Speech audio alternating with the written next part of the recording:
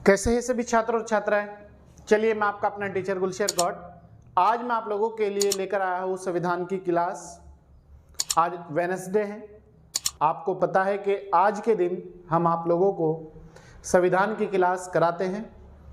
तो आज जो हमारी संविधान की क्लास है वो 52 क्लास है। 51 क्लास इससे पहले हो चुकी है, वो आपकी प्ले लिस्ट में पड़ी हुई है। आप वहाँ से जाके कंप्लीट संविधान के अपने नोट्स भी बना सकते हैं और इससे ज़्यादा संविधान में आपको पढ़ने की बिल्कुल भी ज़रूरत नहीं है। ये कंप्लीट नोट्स है आपके। आप कोई भी एग्ज़ाम दीजिए, चाहे आईएएस का दीजिए, पीसीएस का दीजिए, पीसीएसजे का दीजिए, छोटे से छोटा और बड़े से बड़ा, कुल मिला के बात ये है, ये आपके कंप्लीट नोट्स है, कंप्लीट क्लास है। इससे ज़्यादा आपको बिल्कुल भी पढ़ने की कोई भी ज़रूरत नहीं है। तो चलिए, आज की क्लास है हमारी भारत के राष्ट्रीय प्रतीक चिन्ह। जो भारत के सिंबल है, नेशनल सिंबल, वो कौन कौन से हैं, उनकी क्या विशेषता है, वो कब भारत सरकार द्वारा एडॉप्ट किए गए हैं और कब कब उनका उपयोग किया गया है और क्या उनकी सब मुख्य विशेषता रही है, ये सब हम आपको आज की क्लास में कंप्लीट कराएंगे। और उनके वैज्ञानिक नाम क्या है, एक क्वेश्चन जरूर आता है वैज्ञानिक नाम से और एक आता है सिंबल से। ठीक है, तो आइए देखते हैं। विषय हमारा भारतीय संविधान और टॉपिक है भारत के राष्ट्रीय प्रतीक चिन्ह, नेशनल सिंबल ऑफ इंडिया। राष्ट्रीय प्रतीक, नेशनल सिंबल। भारत का राष्ट्रीय प्रतीक सारनाथ में स्थित अशोक के सिंह स्तंभ के शीर्ष भाग की आकृति, सारनाथ में स्थित अशोक के सिंह स्तंभ की आकृति, शीर्ष भाग की आकृति के नीचे मुंडकोपनिषद, याद रखना, मुंडकोपनिषद में लिखा वाक्य सत्यमेव जयते देवनागरी लिपि में लिखा गया है। तो याद रखना, राष्ट्रीय जो प्रतीक है वो जो है भारत का सारनाथ में जो स्थित है अशोक के सिंह स्तंभ के शीर्ष भाग, शीर्ष भाग मतलब ऊपर का भाग, ये भाग ऊपर का, ठीक है, ऊपर का भाग की आकृति के नीचे, जैसे ये ऊपर का भाग है तो इसके नीचे यहां पर, ठीक है, के नीचे मुंडकोपनिषद में लिखा वाक्य सत्यमेव जयते लिखा हुआ है, यहां पर सत्यमेव जयते। तो एक क्वेश्चन ये आता है, सत्यमेव जयते जो है वो कहां से लिया गया है, किस उपनिषद से लिया गया है? वो लिया गया है मुंडकोपनिषद से। और किस लिपि में है ये? देवनागरी लिपि, देवनागरी लिपि में लिखा गया है। हिंदी की जो लिपि है वो देवनागरी लिपि है। क्लियर? नेक्स्ट पॉइंट, भारत सरकार ने राष्ट्रीय प्रतीक को 26 जनवरी 1950 को अपनाया था। जिस दिन हमने संविधान लागू करा था 26 जनवरी 1950 को, उसी दिन भारत सरकार ने राष्ट्रीय प्रतीक को एडॉप्ट कर लिया था, अपना लिया था या फिर स्वीकार कर लिया था। डेट याद रखना, 26 जनवरी 1950 को। नेक्स्ट पॉइंट, शासकीय कार्यों में प्रयोग में लाए जाने वाले राष्ट्रीय प्रतीक के अलग अलग रंग होते हैं। तो क्वेश्चन कभी कभी ये भी पूछ लेता है, जो राष्ट्रीय प्रतीक है उसके अलग अलग कलर कौन से होते हैं और कौन उसे प्रयोग में लाता है, कौन सा प्रतीक किसके लिए है। जैसे भारत के मंत्रियों को, जो कैबिनेट मिनिस्टर होते हैं, भारत के राज्य मंत्री होते हैं, उन्हें, भारत के मंत्रियों को नीला रंग का राष्ट्रीय प्रतीक, नीला कलर का प्रतीक दिया जाता है। राज्यसभा के सदस्यों को, वे अधिकारियों को लाल प्रतीक, लाल रंग का राष्ट्रीय प्रतीक, राज्यसभा के सदस्यों और अधिकारियों को। तीसरा है, लोकसभा के सदस्यों को द्वारा हरा राष्ट्रीय प्रतीक।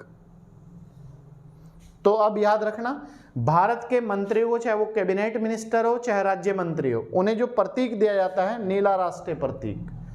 राज्यसभा के सदस्यों और अधिकारियों को लाल राष्ट्रीय प्रतीक, लोकसभा के सदस्यों को हरा राष्ट्रीय प्रतीक। तो ये थी राष्ट्रीय प्रतीक से संबंधित महत्वपूर्ण जानकारी, बस आप इतना कर लीजिएगा। इसके बाद नोट है, भारत के राज चिन्ह का उपयोग भारत के राजकीय अनुचित उपयोग निधि अधिनियम 2005 के तहत नियंत्रित होता है। अगर कोई इसका मिसयूज करता हुआ पाया जाता है उसके खिलाफ कठोर कार्रवाई भी की जाएगी और उसके खिलाफ मुकदमा दायर भी किया जाएगा। तो ये प्रतिबंध लगाया गया है अधिनियम 2005 में। दूसरा पॉइंट है हमारा राष्ट्रीय गीत। नंबर 2, राष्ट्रीय गीत की विशेषता क्या है ये देखते हैं। बंकिम चंद्र चटर्जी के उपन्यास आनंद मठ में उन्हीं के द्वारा रचित वंदे मातरम को 26 जनवरी 1950 को राष्ट्र गीत स्वीकार किया गया था। तो एक क्वेश्चन ये आता है कि आनंद मठ जो उपन्यास है वो किसके द्वारा लिखा गया है? बंकिम चंद्र चटर्जी के द्वारा लिखा गया है। और वंदे मातरम को जो है 26 जनवरी 1950 को राष्ट्र गीत के रूप में स्वीकार किया गया था। क्लियर है? वंदे मातरम।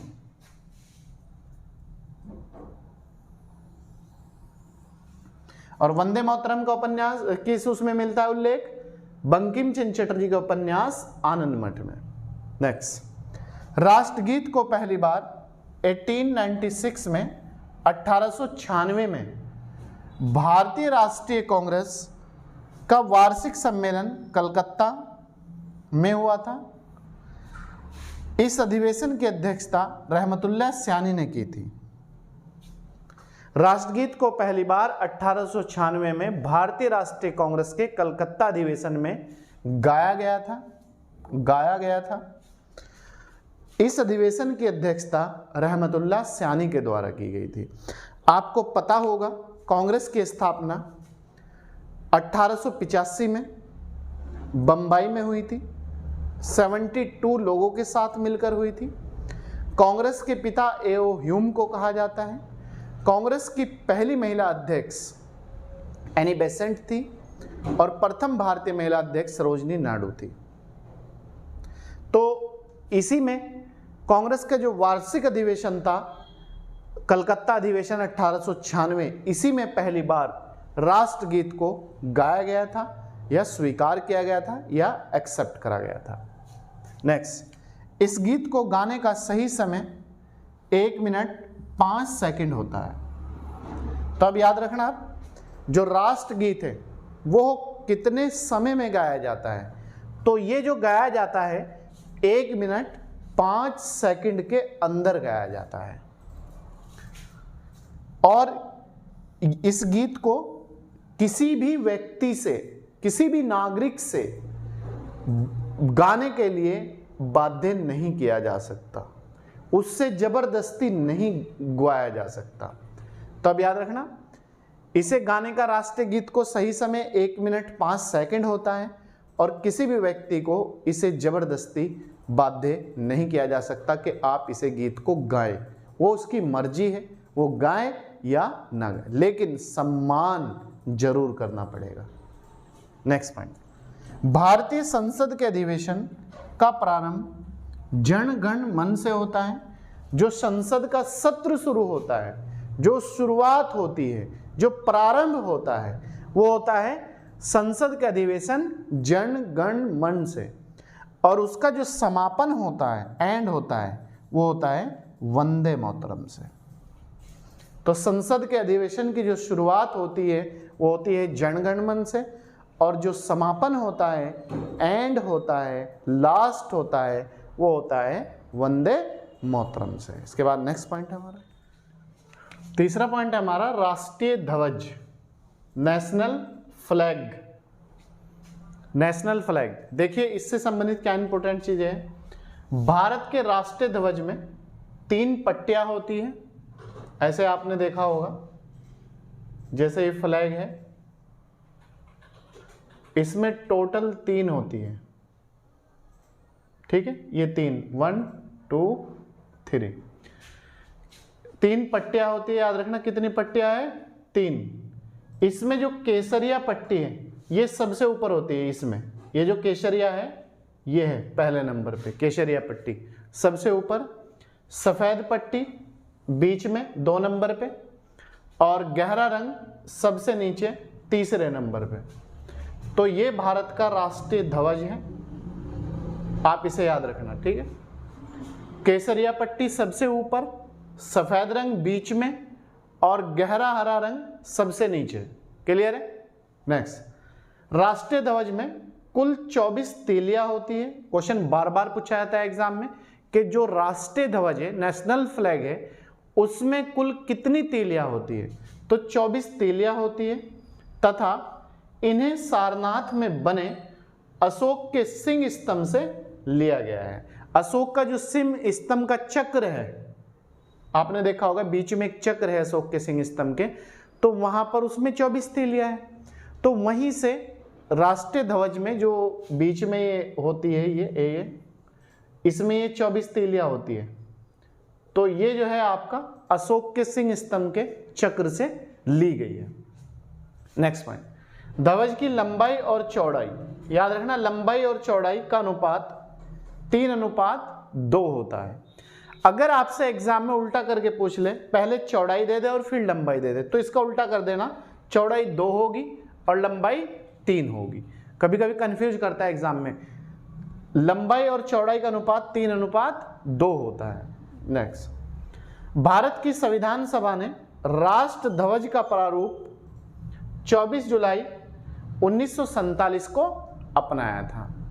भारत की संविधान सभा ने जो राष्ट्र ध्वज का प्रारूप एडॉप्ट किया था, एक्सेप्ट करा था या अपनाया था, वो अपनाया था 24 जुलाई 1947 को। ध्वज में केसरिया रंग, ये जो सबसे ऊपर है केसरिया रंग, ये होता है जागृति, शौर्य और त्याग। केसरिया जो रंग होता है 3 चीजों का प्रतीक होता है, जागृति, शौर्य और त्याग का प्रतीक। दूसरा है सफेद रंग। सफेद जो रंग मतलब बीच में होता है, जो सफेद रंग की पट्टी होती है ध्वज में बीच में, ये सत्य और पवित्रता, सत्य और पवित्रता का प्रतीक होता है। सफेद पट्टी जो बीच में होती है सत्य और पवित्रता का प्रतीक होता है। नेक्स्ट, हरा रंग, ये होता है जीवन समृद्धि का प्रतीक, मतलब जीवन की प्रोग्रेस का प्रतीक, हरा रंग। क्लियर है। जो प्रकृति का नेचुरल कलर है वो हरा होता है, पत्तों का रंग पेड़ पौधों के हरा होता है, घास का रंग हरा होता है, इन्वायरमेंट को हरे रंग के उस पर बल दिया जा रहा है कि इन्वायरमेंट बचाया जाए। तो ये जो रंग होता है ये होता है समृद्धि का प्रतीक, जीवन को आगे बढ़ाने का प्रतीक। नेक्स्ट पॉइंट, राष्ट्रीय ध्वज को संविधान सभा में हंसा मेहता ने प्रस्तुत किया था। तो अगर क्वेश्चन आ जाए एग्जाम में कि राष्ट्रीय ध्वज को संविधान सभा में किसने प्रस्तुत किया था, तो आप आंसर करना हंसा मेहता ने प्रस्तुत किया था। भारतीय ध्वज संहिता वर्ष 2002 के अनुसार सभी भारतीय नागरिकों, जितने भी भारत के नागरिक हैं सभी को, और निजी संस्थाओं, जितने भी प्राइवेट इंस्टीट्यूशन है, सार्वजनिक और निजी दोनों, ठीक है, को ध्वज फहराने का अधिकार दिया गया है।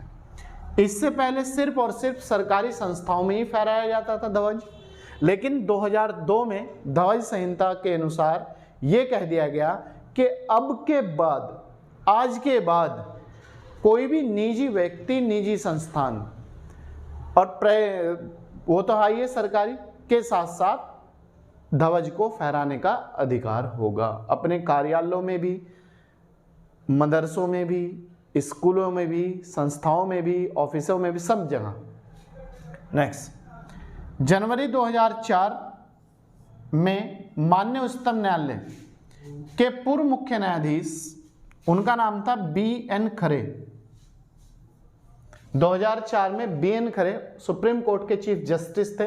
उन्होंने घोषणा की, उनकी अध्यक्षता में एक समिति गठित करी गई थी। तो उन्होंने कहा कि आर्टिकल 19(1) जो हमें प्रेस की स्वतंत्रता का अधिकार देता है, वाक और अभिव्यक्ति की स्वतंत्रता का अधिकार देता है, ठीक है। 19 आ आए एग्जाम में आ करना, ए आए ए करना, और 1 आए तो 1 करना आप, ठीक है।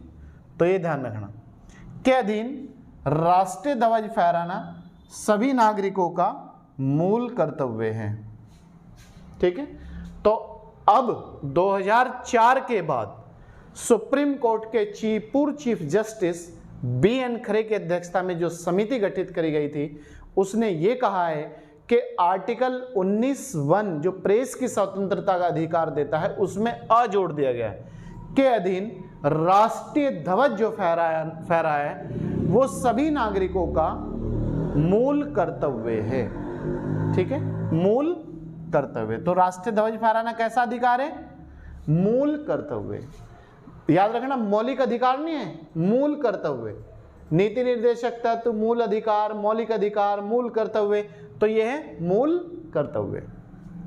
नेक्स्ट पॉइंट, प्रसिद्ध झंडा गीत झंडा ऊंचा रहे हमारा की रचना श्यामलाल प्रसाद गुप्ता ने की थी। तो याद रखना, प्रसिद्ध जो झंडा गीत है झंडा ऊंचा रहे हमारा, इसकी जो रचना की थी वो किस व्यक्ति ने की थी? वो की थी श्यामलाल प्रसाद गुप्ता ने। नेक्स्ट, राष्ट्रीय ध्वज पहली बार 14 अगस्त 1947 की मध्य रात्रि को फहराया गया था। क्यों फहराया गया था इसी दिन? क्योंकि इस दिन लॉर्ड माउंटबेटन योजना के आधार पर भारत और पाकिस्तान का डिवाइडेशन हो गया था, भारत से पाकिस्तान को अलग कर दिया गया था। तो वो लगभग समय 12 बजे का था। तो उस दिन, उसी रात्रि को 14 अगस्त 1947 की मध्य रात्रि को राष्ट्रीय ध्वज फहराया गया था। क्लियर है? नेक्स्ट पॉइंट, राष्ट्रीय ध्वज को राष्ट्रीय शोक के समय, शोक मतलब जब कोई भारत पे संकट का समय है, दुख की घड़ी है, जैसे वर्तमान राष्ट्रपति, वर्तमान प्रधानमंत्री, वर्तमान उपराष्ट्रपति का अगर किसी कारण से निधन हो जाए तो ध्वज को शोक के रूप में 12 दिनों के लिए झुका दिया जाता है, ठीक है। और अगर पूर्व राष्ट्रपति, पूर्व प्रधानमंत्री, पूर्व राष्ट्रपति का निधन हो जाए तो ध्वज को 7 दिनों के लिए झुका दिया जाता है। क्लियर है? तो ये लिखा हुआ भी है, वर्तमान राष्ट्रपति, उपराष्ट्रपति, प्रधानमंत्री का निधन होने पर 12 दिनों तक, जबकि पूर्व का निधन होने पर 7 दिनों तक के लिए झुकाया जाता है। क्लियर है? इसके बाद नेक्स्ट पॉइंट, राष्ट्रगान के बारे में जानते तो हम सब लोग हैं, लेकिन कुछ चीज़ें ऐसी होती है कि जो हम लोग इग्नोर कर देते हैं, हमें पता नहीं होता। तो आज संपूर्ण जानकारी इसके बारे में हम रखेंगे, और जो एग्ज़ाम से संबंधित ताल्लुक़ है चीज़ें वो आपको इम्पोर्टेंट में डालनी है। और हर एग्ज़ाम में यहाँ से कोई ना कोई क्वेश्चन जरूर उठता है। देखिए, जन गण मन को संविधान सभा ने 24 जनवरी 1950 को भारत का राष्ट्रीय गीत स्वीकार किया था, जो हिंदी संस्करण था। इसका जो मूल रूप है वो बांग्ला भाषा में है, बांग्ला भाषा में है, क्योंकि रविंद्रनाथ ठाकुर ने राष्ट्रगान की जो रचना की थी या लिखा था वो बांग्ला भाषा में लिखा था, लेकिन फिर इसका ट्रांसलेट किया गया था हिंदी में। तो ये हिंदी वाला एक्सेप्ट कर रहा था हम लोगों ने। देखो, ये 24 जनवरी को ही क्यों करा था? क्वेश्चन ये भी उठ सकता है एग्जाम में, 24 जनवरी 1950 को क्यों किया था? ये इसलिए किया था, 26 नवंबर 1949 को भारत का संविधान बनकर तैयार हो गया था। उस दिन हमने लागू नहीं किया था। इसलिए नहीं किया था कि जो 1930 में रावी नदी के तट पर पंडित जवाहरलाल नेहरू ने झंडा फहराया था, तो उसी चीज़ को जारी रखने के लिए 26 जनवरी 1930 को, तो 26 जनवरी की डेट हमें रखनी थी और ध्वज को प्रदर्शन करना था। तो जब संविधान लागू होना था उससे 2 दिन पहले एक बैठक, अंतिम बैठक आयोजित की गई थी 24 जनवरी 1950 को। तो इसी दिन हमने भारत का राष्ट्रपति भी चुना था। भारत के जो पहले राष्ट्रपति थे डॉक्टर राजेंद्र प्रसाद, उनकी घोषणा कर दी थी नाम की कि भारत के पहले राष्ट्रपति होंगे। और राष्ट्रगीत भी हमने 24 जनवरी 1950 को ही एडॉप्ट किया था। ये है इसके पीछे थीम, ठीक है। नेक्स्ट, राष्ट्रगान की रचना रविंद्रनाथ ठाकुर के द्वारा बांग्ला भाषा में की गई थी। ठीक है, इसका मूल जो रूप था वो बांग्ला भाषा में था। रचनाकार कौन था? रविंद्रनाथ ठाकुर। कभी कभी एग्जाम में टैगोर आ जाता है लिखा हुआ, ठाकुर या टैगोर, तो आंसर आप समझ के देना। तो ठाकुर या टैगोर, जो भी ऑप्शन में अगर दोनों हो तो ठाकुर करना, और एक हो तो टैगोर हो, और कोई नन ऑफ दीज का ऑप्शन ना हो तो आप फिर टैगोर करना। नेक्स्ट पॉइंट, इस गीत को गाने का समय 52 सेकंड होता है, मतलब 52 सेकंड में 1 मिनट से पहले समाप्त करना होता है, और इसकी संक्षिप्त अवधि शॉर्ट टाइम 20 सेकंड का होता है। लॉन्ग टाइम 52 सेकंड है और संक्षिप्त अवधि 20 सेकंड होती है। किसे? राष्ट्रगान को गाने का समय। राष्ट्रगान की पहली बार 27 दिसंबर 1911 को कांग्रेस के कलकत्ता अधिवेशन में गाया गया था। इस अधिवेशन की अध्यक्षता पंडित विशन नारायण धर के द्वारा की गई थी। तो क्वेश्चन ये भी आता है 1911 का कांग्रेस का जो वार्षिक अधिवेशन हुआ था वो कहाँ पर हुआ था? कलकत्ता में हुआ था। या फिर राष्ट्रगान को पहली बार किस अधिवेशन में गाया गया था? कलकत्ता अधिवेशन 1911। इसकी जो अध्यक्षता करी थी वो करी थी पंडित विशन नारायण धर के द्वारा। नेक्स्ट पॉइंट, राष्ट्रगान की वर्तमान संगीत में धुन, जो इसका सॉन्ग है, बनाने का श्रेय कैप्टन राम सिंह ठाकुर को जाता है। तो याद रखना, राष्ट्रगान की वर्तमान में जो सॉन्ग की धुन है उसे जो तैयार किया था, उसे जो बनाया था, उसकी जो थीम तैयार की थी वो की थी कैप्टन राम सिंह ठाकुर ने। नेक्स्ट पॉइंट, रविंद्रनाथ ठाकुर ने इसे 1912 में तत्बोधनी पुस्तक है एक, उसमें इन्होंने इसे वो उल्लेख किया था। भारत भाग्य विधाता शीर्षक के नाम से प्रकाशित किया था। तो याद रखना, भारत भाग्य विधाता जो शीर्षक है वो किस पुस्तक का है? तत्बोधनी का है। तत्बोधनी पुस्तक किसकी है? रविंद्रनाथ ठाकुर की है। रविंद्रनाथ ठाकुर ने तत्बोधनी पुस्तक में भारत भाग्य विधाता शीर्षक के नाम से कब प्रकाशित किया था? 1912 में। क्लियर है? और रविंद्रनाथ ठाकुर ने ही 1919 में इसका इंग्लिश वर्जन था मॉर्निंग सॉन्ग ऑफ इंडिया के नाम से अंग्रेजी में अनुवाद किया था। ठीक है, तो याद रखना, राष्ट्रगीत का अंग्रेजी में अनुवाद कब किया गया? 1919 में। किस नाम से किया गया? Morning song of India. किस व्यक्ति ने किया? रविंद्रनाथ ठाकुर ने। तत्बोधनी पुस्तक किसकी है? रविंद्रनाथ ठाकुर। तत्बोधनी में भारत भाग्य विधाता शीर्षक के नाम से राष्ट्रगान का वो कब किया गया? 1912 में। क्लियर है? इसके बाद 5वां पॉइंट हमारा राष्ट्रीय कैलेंडर। भारत का जो राष्ट्रीय कैलेंडर है इसका क्या नाम है? Gregorian calendar. तो आप याद रखना, ये बार बार पूछा जाता है, ग्रिगोरियन कैलेंडर जो शक संवत पर आधारित है। किस पर आधारित है? आपको दे देगा गुप्त संवत, शक संवत, विक्रम संवत। ठीक है, तो ये शक संवत पर आधारित है। इसे राष्ट्रीय पंचांग कहा जाता है। इसे भारत सरकार ने 22 मार्च 1957 को अपनाया था। तो भारत का राष्ट्रीय जो कैलेंडर है वो उसका नाम है ग्रिगोरियन कैलेंडर। हिंदी में इसे कहते हैं राष्ट्रीय पंचांग। ठीक है, किस पर आधारित है? शक संवत पर आधारित है। अब क्वेश्चन ये उठता है कि शक संवत क्या है? शक जो संवत है इसकी शुरुआत 78 ईस्वी में कनिष्क ने की थी। कनिष्क जो भारत का राजा हुआ है, कनिष्क बहुत शक्तिशाली राजा हुआ है, योग्य राजा हुआ है, जब वो गद्दी पर बैठा तो उसने 78 ईस्वी में कनिष्क संवत चलाया था, जो भारत सरकार ने 22 मार्च 1957 को अपना लिया था। ठीक है, इसके बाद ये जो राष्ट्रीय प्रतीक चिन्ह हैं इनके वैज्ञानिक नाम है, जो एग्जाम में क्वेश्चन बार बार पूछा जाता है, बार बार बनता है। तो इसके बाद नेक्स्ट पॉइंट वो करते हैं हम लोग। नेक्स्ट पॉइंट है हमारा भारत के राष्ट्रीय प्रतीक, उनके नाम और उनके वैज्ञानिक नाम।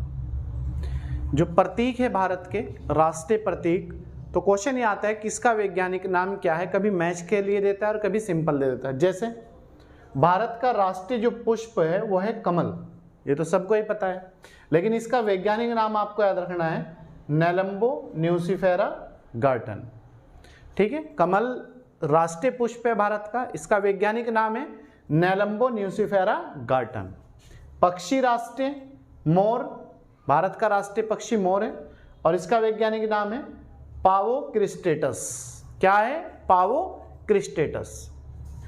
पशु बाघ है भारत का और इसका वैज्ञानिक जो नाम है वह है पैंथरा टाइग्रिस लिनियासस। क्या है? Panthera tigris Linnaeus. फल आम है, भारत का राष्ट्रीय जो फल है वो है आम, मैंगो। इसका वैज्ञानिक नाम है मैग्निफेरा इंडिका। क्या है वैज्ञानिक नाम? Mangifera indica. राष्ट्रीय वृक्ष बरगद है, इसका वैज्ञानिक नाम है फाइकस बेंथालेसिस। फाइकस बेंथालेसिस। राष्ट्रीय जलीय जीव भारत का गंगा डॉल्फिन है, गंगा डॉल्फिन को राष्ट्रीय जलीय जीव घोषित किया गया भारत सरकार द्वारा। इसका वैज्ञानिक नाम है प्लाटानिस्टा गैंगेटिक। क्या है वैज्ञानिक नाम? प्लाटानिस्टा गैंगेटिक। विरासत पशु भारत का हाथी है और इसका वैज्ञानिक नाम है एलिफांस इंडिका।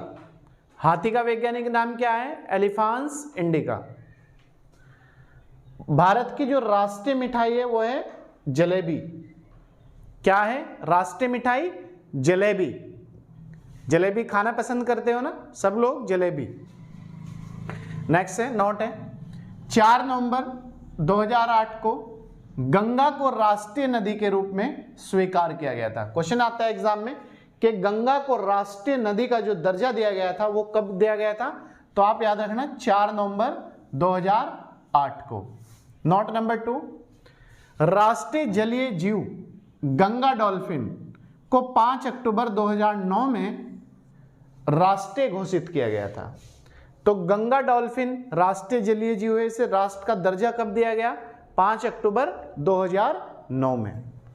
नेक्स्ट है भारत का राष्ट्रीय जो खेल है वो है हॉकी। भारत का राष्ट्रीय खेल याद रखना हॉकी। और राष्ट्रीय मुद्रा क्या है भारत की? रुपया। और राष्ट्रीय वाक्य क्या है भारत का? सत्यमेव जयते। राष्ट्रीय भाषा क्या है भारत की?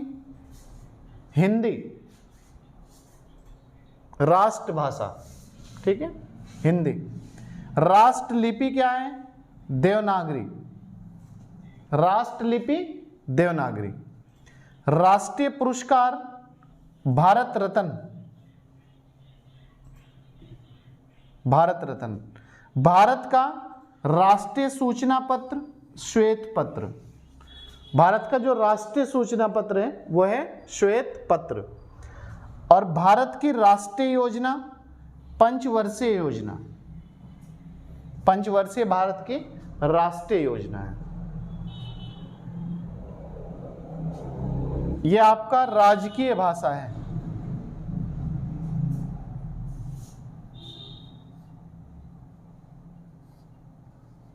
राजकीय भाषा हिंदी, ठीक है।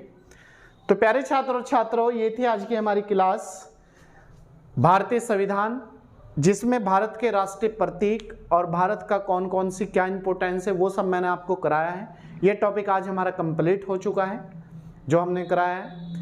आप इसमें कोई भी अगर आपकी कोई समस्या है तो आप लोगों का वेलकम है, स्वागत है। आप कॉल भी कर सकते हैं और आप हमें बाय कॉल भी पूछ सकते हैं। तो चलिए मिलता है आपसे नेक्स्ट टॉपिक के साथ, नेक्स्ट वीडियो के साथ। और कल की जो आपकी क्लास है वो होगी ज्योग्राफी, ठीक है। तो चलिए, अगर आप हमारे YouTube चैनल पर नए हैं तो पहली बार सब्सक्राइब कर लीजिएगा, लाइक और शेयर ज़्यादा से ज़्यादा कीजिएगा और एक प्यारा सा कमेंट आप जरूर करें। Thank you.